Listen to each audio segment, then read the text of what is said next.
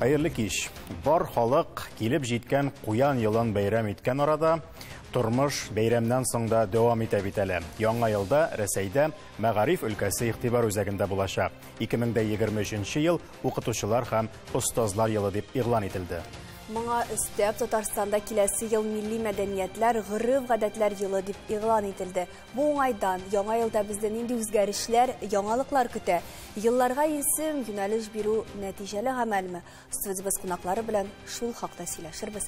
Хәерле кич, хөрмәтле кунаклар. Тапшыру дәвамында сез үз фикерегезне төймәләргә басып та җиткерә аласыз. Кызыл килешмәү, зәңгәр килешү билгесе. Укытучылар һәм остазлар елы турында беренче тапкыр сөйләшүләр 2021 елда ук башланды. Миңа калса, бу моңа кадәр игълан ителгән барлык еллар арасыннан иң әзерләнгәне, иң уйланганы булырдыр инде. Алла бирсә. Бигрәк тә Мәгариф өлкәсенең ни дәрәҗәдә әһәмиятле икәнен исәпкә алганда. Раил әфәнде, берәр нәрсә билгеле микән бүгенге көнгә?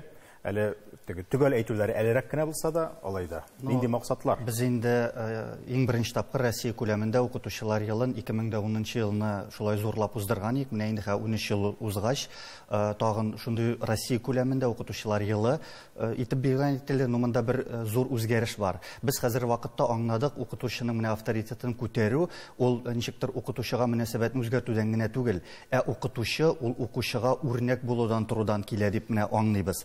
Шуңа күрә монда өстәлдә укытучылар һәм остазлар елы дип. Шуңа күрә аермага килгәндә монда бик зур аермалар булачак.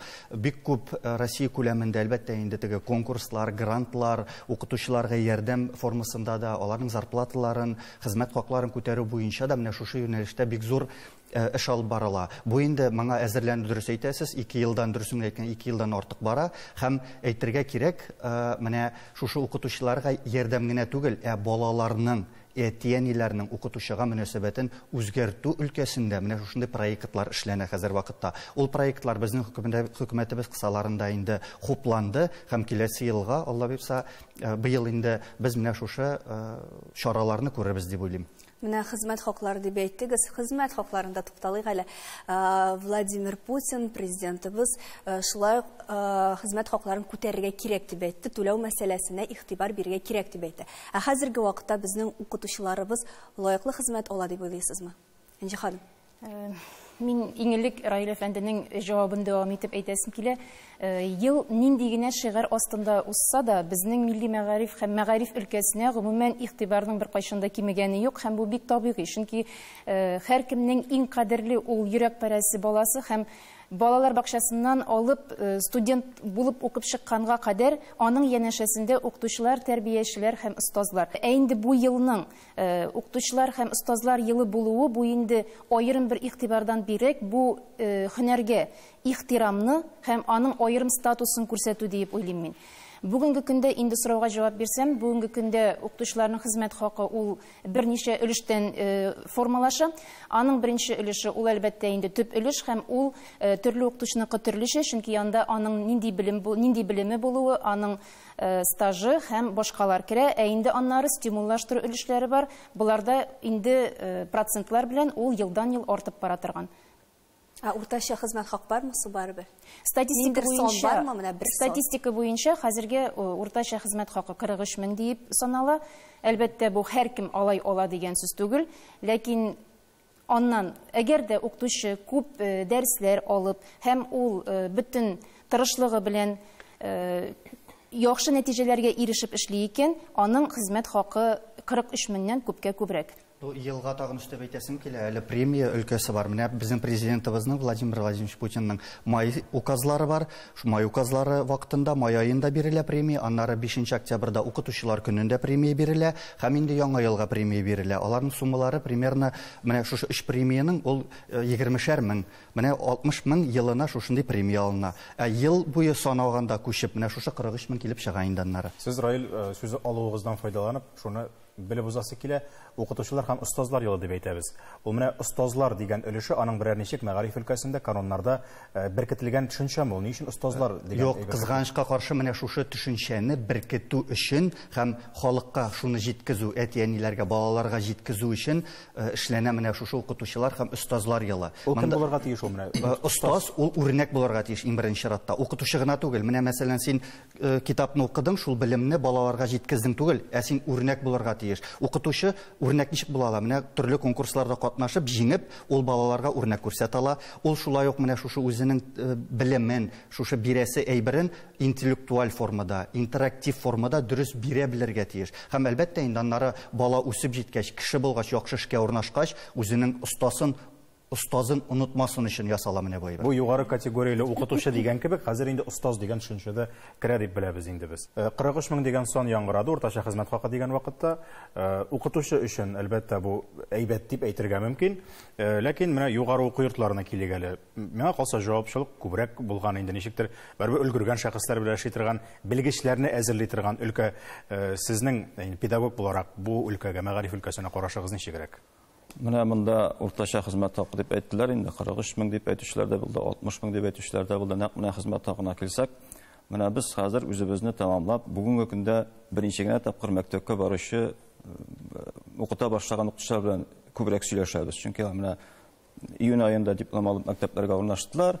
Әле безне бик онытып бетермәделәр, киләләр, без алар белән сөйләшәбез. Менә бүгенге көндә мәктәпкә урнашкан укытучыларның дөресалары күп нәрсәдән канәгать. Ләкин шулай да менә хезмәт хаклары турында сорый башлагач, бүгенге яшьләр өчен ул бик зур хезмәт хакы түгел, менә аларның күбесе 25 мең тирәсеннән артык алмый. Алар шуңа күрә Казанда квартирага түли башлагач, бирәк тә Казан җире, шәһәр җирләре өчен. Буларның инде категориясе юк, аларның стаж юк. Категориялары юк, стажлары юк, кайберләрнең әле класс җитәкчеләре юк. Һәм шуның өстенә 18 генә сәгать алып барсалар инде бу сүз турында. Чөнки бер ставка 18 сәгать җитә. Шуның өчен кайбер балалар икешәр ставка алып барырга мәҗбүр мәктәпләрдә 30 сәгать. Ләкин аның икенче ягы бар, 30 сәгать мәктәптә укытасың икән. Синең көне буе мәктәптә үтәлеп бит, дәресләргә хәзерләнәсең, балалар бит яшь укытучылар, аның ул ягы да бар. Тагын бер ягы, әти-әниләргә артык хукуклар бирмәделәрме? Менә чөнки хәзер яшьләр ни өчен килми, аларны әти-әниләр баса. Үзләренең кагыйдәләрен әйтәләр, бик күп таләп итә башлыйлар. Менә моны ничектер хәл итеп буламы? Әти-әниләр бәлки аның кадәр тыкшынырга да тиеш түгелдер укыту процессына. Рамил әфәндегә өстисем килә, чөнки яшь укытучыларга каралган безнең яшь укытучылар өчен бирелә торган ул 30 яшьләргә кадәр иде һәм киләсе елга ул 35 яшькә кадәр өстәләчәк. Аларга өстәмә түләү каралган. Һәм ул яшь укытучыларга барыбер хезмәт хакын арттыру өчен мөмкинлек булып тора. Ә инде бу яңа сорауга күчсәк, укытучының дәрәҗәсе дигән вакытта шул әти-әниләр дәрәҗәсен төшерә кебек бүгенге укытучыларны. Минем килешәсем килми дәрәҗәсе төшә дигән сүз белән, чөнки һәр укытучы үзенә күрә аерым бер шәхес һәм һәр вакыт бар дәрәҗәсе югары укытучыда һәм әти-әниләрнең төрле карашы булган укытучыда. Һәм әгәр дә ул үз эшен белеп, әти-әниләр белән уртак тел табып һәм һөнәри яктан оста итеп эшли белә икән, аның дәрәҗәсе бер кайчан да төшмәй укытучы. Үзен куя белүдән дә тора инде бу очракта дөрестән. Шулай без инде Рәсәйдә игълан ителгән шушы укытучылар һәм остазлар турында әйтеп алдык. Татарстанга килсәк, инде шушы көннәрдә генә яңгырады. Шулай ук Татарстанда киләсе ел ул милли мәдәният һәм гореф-гадәтләр елы дип игълан ителде. Аның максатлары нәрсәдә? Бу Рәсәйдә узган ел булган елның дәвамы булып тора дип аңлавыбыз. Дөрестән дә шулай. Хәерле кич. Менә 10-нчы ел җан исәп нәтиҗәләре буенча Татарстан Республикасында билгеле булганча 173 милләт яшәп килә. Шуларның 8-нең саны 10 меңнән артып китә бит инде безнең. Ул татар, рус, удмурт, мордва, чуаш, мари, украин һәм башкорт милләтләре.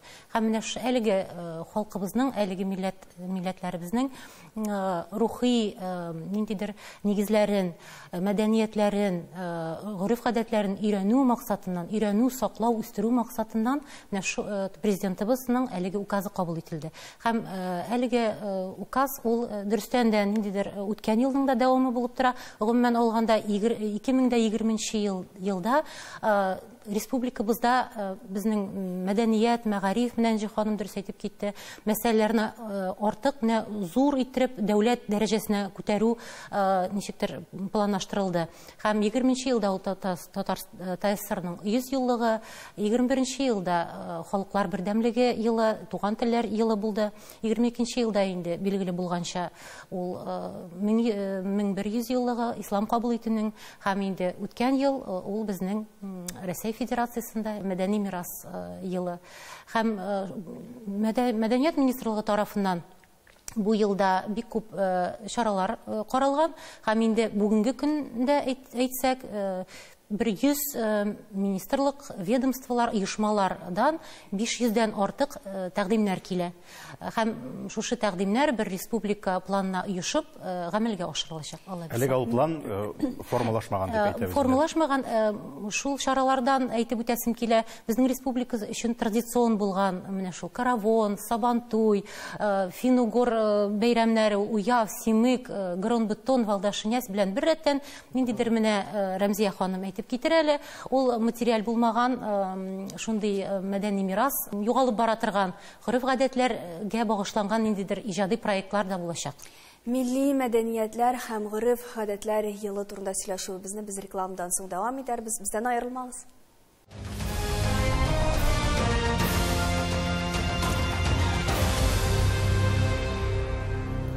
Таян нуктасы студиясендә бу яңа елның төп юнәлешләре игътибар үзәгендә булачак өлкәләр турында сөйләшүебезне дәвам итәбез. Рәсәйдә инде бу 2023 ел укытучылар һәм остазлар елы дип игълан ителде. Татарстан Республикасында милли мәдәният һәм гореф-гадәтләр елы бара. Һәм бу уңайдан менә бик сирәк вакытта гына шулай була. Игълан ителгән ел ниндидер кануннар кабул итү белән, ниндидер бер нигез булдыру белән тәмамлана. Бу очракта менә Рәсәйдә булган инде материал булмаган мирас елы ул шушы канунны кабул итү белән төгәлләнде һәм бу бик зур казаныш. Чөнки аның әле менә шушы канунга кертелгән кысалары, аның тәртибе билгеле түгел иде. Бу уңайдан нинди мөмкинлекләр ачты менә шушы материал булмаган мирас турындагы канун? Шуннан да безнең 2022 елның 20 октябрендә Россия Федерациясендә матди булмаган этномәдәни байлык турында закон кабул ителде. Моңа хәтле әйтеп үтәргә кирәк. Матди материал булмаган мәдди мирасны туплау, барлау, җыю, өйрәнү эше безнең Россия Федерациясенең концепциясе нигезендә башкарылып килде. Ул концепция 2013-2018 елларга карый. Аның нигезендә һәр субъект Россиянең һәр субъекты үзендә норматив хукукый акт, яки закон, яки карар кабул итүне рәсмиләштерде. Һәм безнең Татарстан Республикасында 2013 елның 26 майында матди булмаган мәдәни мирас турында закон кабул ителде. Бу закон Татарстан Республикасына нәрсә бирде соң? Иң элек бу закон нигезендә безнең республиканың реестры булдырылды. Бу реестр Татарстан Республикасының мәдәният өлкәсендә традициялар һәм инновациялар саклау ресурс үзәге сайтында урнаштырылган. Бүген көндә бу реестрга безнең 87 объект кертелгән. Монда дөрес аңларга кирәк, менә бу безнең закон республика дәрәҗәсендә кабул ителсә, инде федераль закон безнең федераль реестрга карый. Объект дигәннәр ул нәрсә? Гореф-гадәтләр турында сүз бара килде. Объект дигәндә без аның закон нигезендә 5 төрле юнәлеше бар. Анда халык авыз иҗаты, шулык традициялар, бәйрәм культурасы, конфессиональ булмаган практикалар, шулай ук традицион культурадагы безнең костюм тегү, аның тегүдәге үзенчәлекләр, халык һөнәрчеләр, ялар 5 төрле юнәлештә. Анда законда алар бөтенесе тәртипләп язылган. Җәмәгать, без монда соңга калмадык микән инде? Чөнки реестрны булдыру бер хәл, федераль реестр мол, республика реестры мол, һәм ниндидер бер бәйрәмне өйрәнеп, этнографлар алып кайткан бәйрәмне әйтик инде, язып, моторлап анда урнаштырып куйдык. Ләкин аңа карап, тегендә авылда бит әбиләр теге дөньяга китүдән туктамый. Әгәр дә ул бәйрәм язылып реестрга эленеп куюдан тыш, авылда ул бәйрәм сакланмый икән, димәк аның менә мәгънәсе дә шуның кадәр генә булып чыга. Бу юнәлешләр арасында популяр булмый икән. Теркәп куюл бер хәл дип әйтүем, саклауга килгәндә. Сез чыннан да дөрес әйтәсез, ләкин без бит бу реестрга без иң уникаль объектларны кертәбез. Һәм без бүгенге көндә, бүгенге республикада хәзерге вакытта яшәп килүче объектларны менә закон нигезендә иң төп момент булып тора. бүгенге көндә яшәп килүче һәм популяр булган бәйрәмнәрне кертү тора. Димәк, аның аутентик нигезе сакланган булырга тиеш һәм ул буыннан буынга тапшырыла килә торган булырга тиеш. Бетеп баручы бәйрәмнәр дигәндә без инде аларны реестрга кертә алмыйбыз булып. Бетеп баручыларны без реестрга кертәбез, ләкин без аларны сәхнә аша халыкка кайтара алабыз. Шул ук, мәсәлән, без быел Татарстан Республикасында фестивальләр һәм бәйрәмнәрнең картасын булдырдык. Анда без 32дән артык бәйрәмнәр һәм фестивальләрне барладык. Һәм һәрбер турист, һәрбер анда вәкил, анда кайсы районда, нинди көндә, кайсы бәйрәмне, нинди максатта үткәрелүен кара алсын өчен бу картаны инде без интернетка урнаштырдык. Һәм менә бу дагы минемчә бәйрәмнәрнең популярлаштыруның бер усал булып тора. Чөнки безгә бик күп сораулар килә. Туристлар әйтәләр, менә сезнең бәйрәмнәр шунда уза икән, безгә кая барырга? Без әйтәбез, тәкъдим итәбез, карагыз фестиваль картасын, аннан сез ала аласыз. Альбертның менә соравын дәвам итеп, Гүзәл ханым да әйтеп китте, фәлән ел фәләнгә багышланган иде, фәлән ел фәләнгә багышланган иде. Менә бу елларны нәрсәгәдер багышлау, ниндидер исем астына кую, ул нинди нәтиҗәләр бирә? Менә Альберт әйтеп китте бит, әбиләр үлүдән туктамый дип. Бирдек те ул исемне. Нәрсә үзгәрә? Игътибар артамы, юкмы, Рауза ханым? Шуны әйтәсем килә. Без һәр елны нинди дә булса бер вакыйгага багышлап, бер теманы күтәреп алып, планнар корабыз да, әмма ул тукталып кала һәр вакытта да. Шуңа күрә дә минем әйтәсем килә, безнең һәр бер елыбыз мәдәни мирас елы булырга тиеш.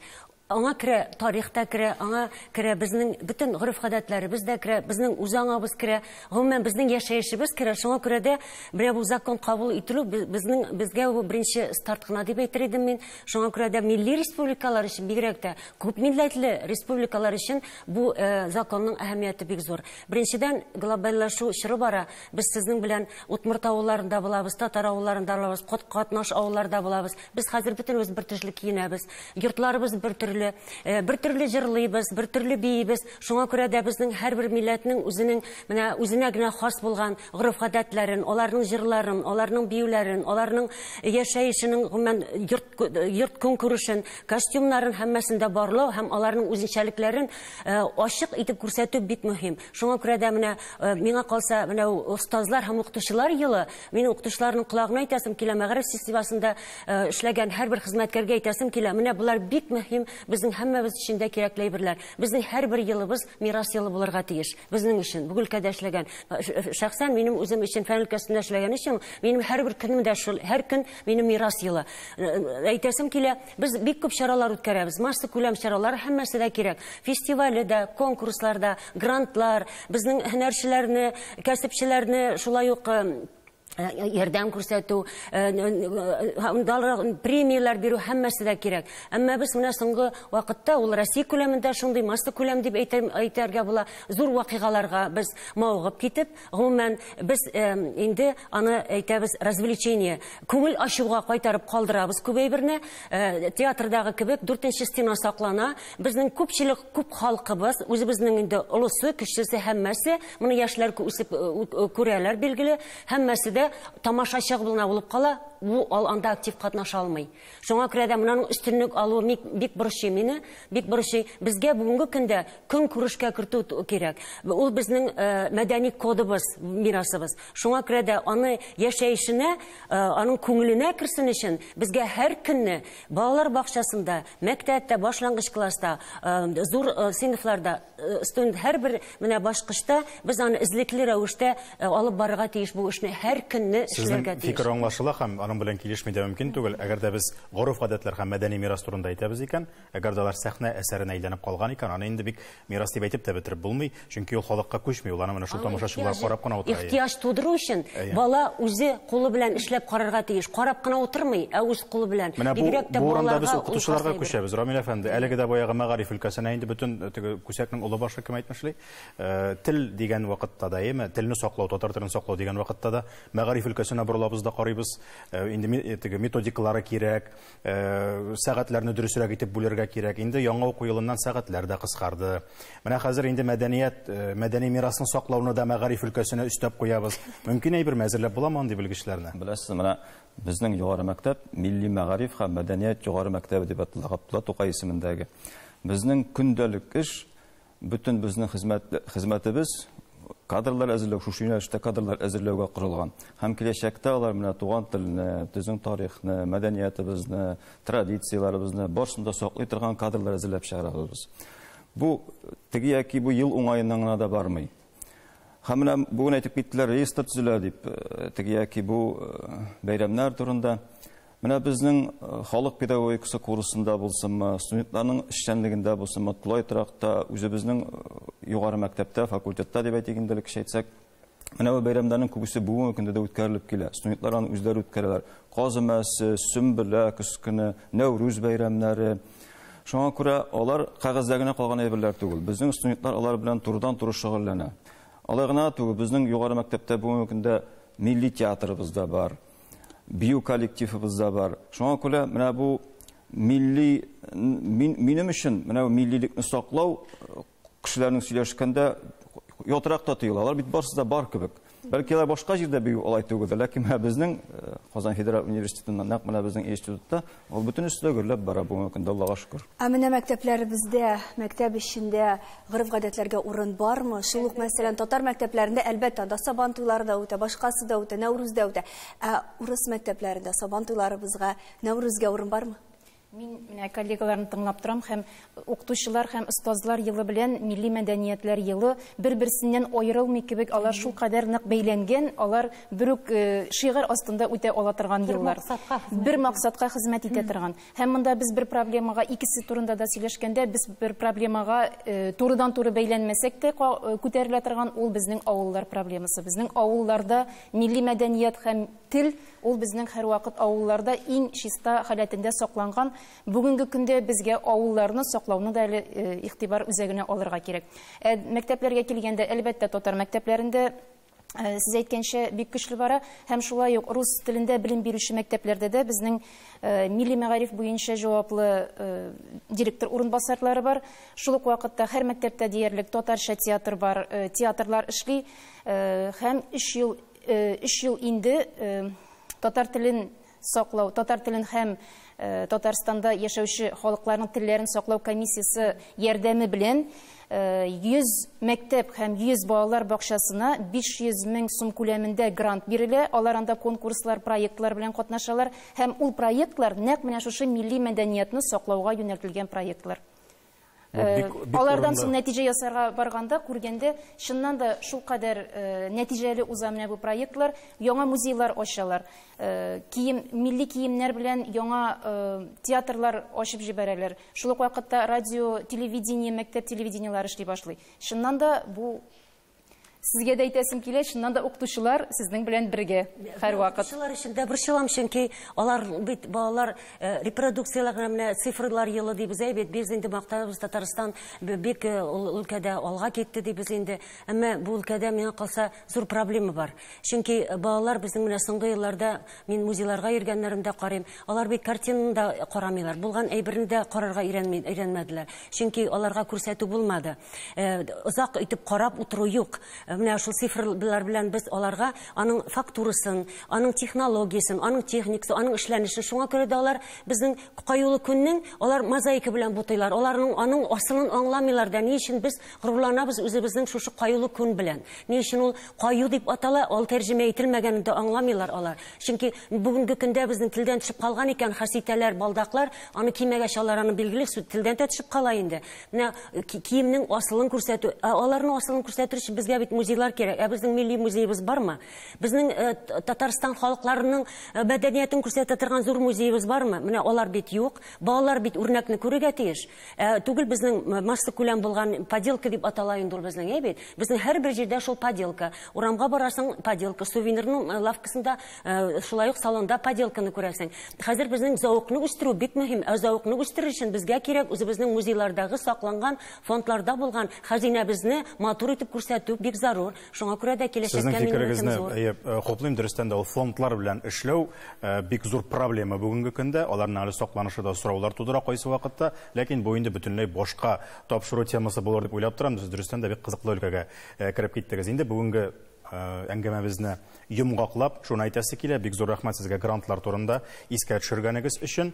Чөнки, хөрмәтле тамашачылар, дөрестән дә Рамил әфәнде әйткәнчә, ул безгә мирас, гореф, гадәтләр бар кебек. Ул бер кайчан да югалмас кебек. Ул без ияләшкәнгә күрә генә шулай. Кайсыдыр бүтән бер өлкәдә аны көндез чыра белән эзләсәң дә таба алмаслык була инде. Шуңа күрә грантларны, реестрларны чамалап барыгыз һәм үзегезнең гореф, гадәтләрегезне теркәргә һәм аны ничек тә күтәрергә җаен табарга тырышыгыз инде.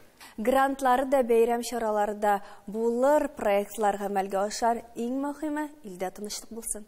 Таяныр нокта һәр вакыт бар, шуны онытмагыз.